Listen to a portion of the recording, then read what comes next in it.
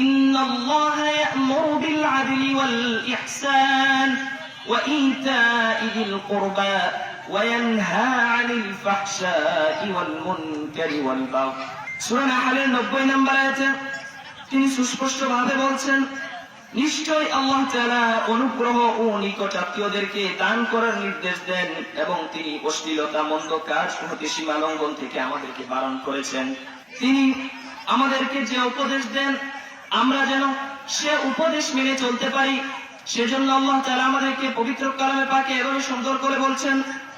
অন্যত্র ইরশাদ হচ্ছে, খুযিল আফওয়া ওয়া'মুর বিল উরফি وأعرض عن الجاهلين। خذ العفو তুমি ক্ষমা প্রদর্শন করো, ওয়া'মুর বিল উরফি সৎ কাজের আদেশ দাও, ওয়া'আরিদ আনিল জাহিলিন এবং মূর্খ ব্যক্তিদের থেকে তোমরা এড়িয়ে চলো। জ্ঞানী ব্যক্তি আল্লাহ তাআলা সূরা আরাফের 199 নম্বর আয়াতে আলোচনাটি করেছেন।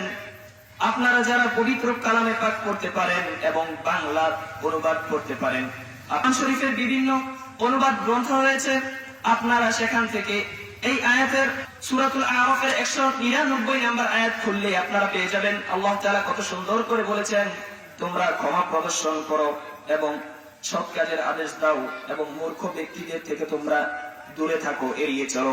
মূর্খ ব্যক্তিদেরকে তোমরা এড়িয়ে চলো।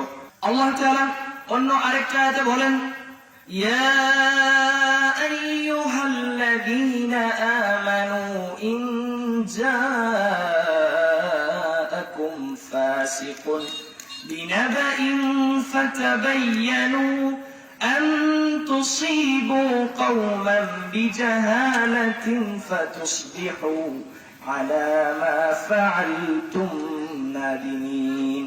ইমানদারগণ, যদি কোনো ফাসিক তোমাদের কাছে কোনো সংবাদ নিয়ে আসে তাহলে তোমরা তা যাচাই করো, তাহলে তোমরা সেই বিষয়ে তোমরা ভালোভাবে চিন্তা ভাবনা করো।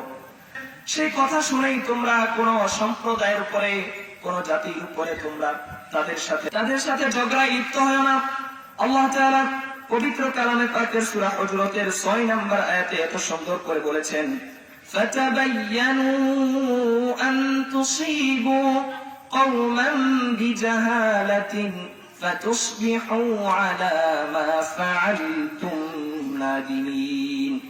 অবশ্য আজকে আমার বিষয় আমি আখলাক এবং চরিত্র হিসেবে বেছে নিয়েছি এই জন্য, নবী করিম সাল্লাল্লাহু আলাইহি ওয়াসাল্লাম তার জীবনে কত কষ্ট করেছেন, কত সাধনা করেছেন, কত পরিশ্রম করেছেন। একটি ঘটনা আপনাদের সাথে আমি শেয়ার করি। রাসূলুল্লাহ সাল্লাল্লাহু আলাইহি ওয়াসাল্লাম এবং সাহাবায়ে কেরাম রাদিয়াল্লাহু তাআলা আনহুম আজমাইন মসজিদে এক বেদুইন কাফের মসজিদের মধ্যে এসে ঢুকে পড়ল।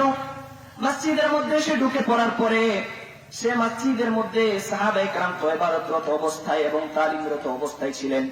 সে মসজিদের মধ্যে ঢুকে পড়ার পর মসজিদের মধ্যে পেশাব করে দিল। এটা অনেক সাহাবায়ে কেরাম সহ্য করতে পারছিলেন না।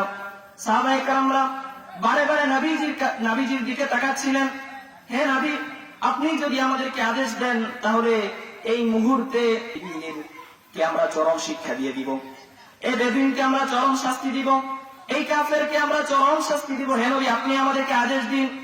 নবী করিম সাল্লাল্লাহু আলাইহি ওয়াসাল্লাম এখানে কত সুন্দর আখলাকের, কত সুন্দর চরিত্রের উপমা তিনি পেশ করেছেন।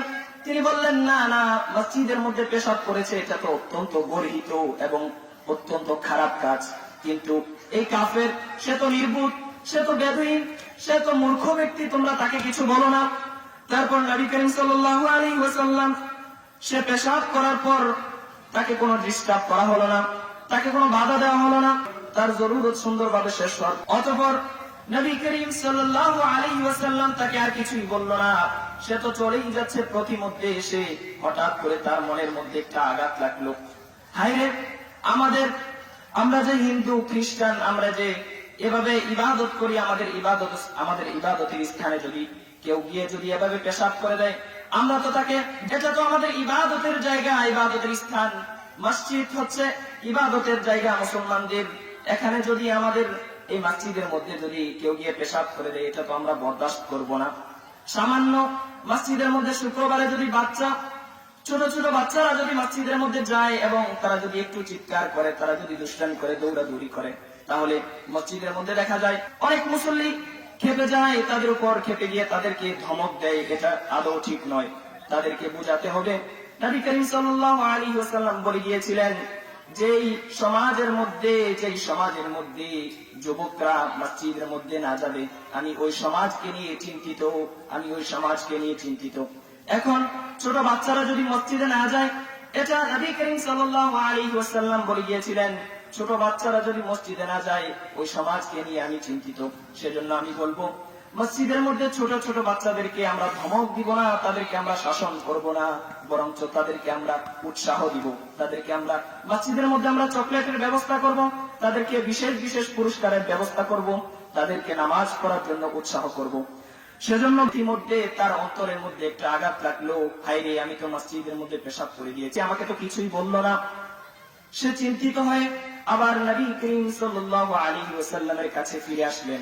ফিরে আসার পর নবী করিম সাল্লাল্লাহু আলাইহি ওয়াসাল্লামের কাছে গিয়ে বললেন, হে নবী, আপনাদের ইসলাম ধর্ম কত সুন্দর, আপনাদের আখলাক কত সুন্দর, আপনাদের চরিত্র কত সুন্দর, আপনার চরিত্রে আমি মুগ্ধ হয়েছি। হে নবী, আপনি আমাকে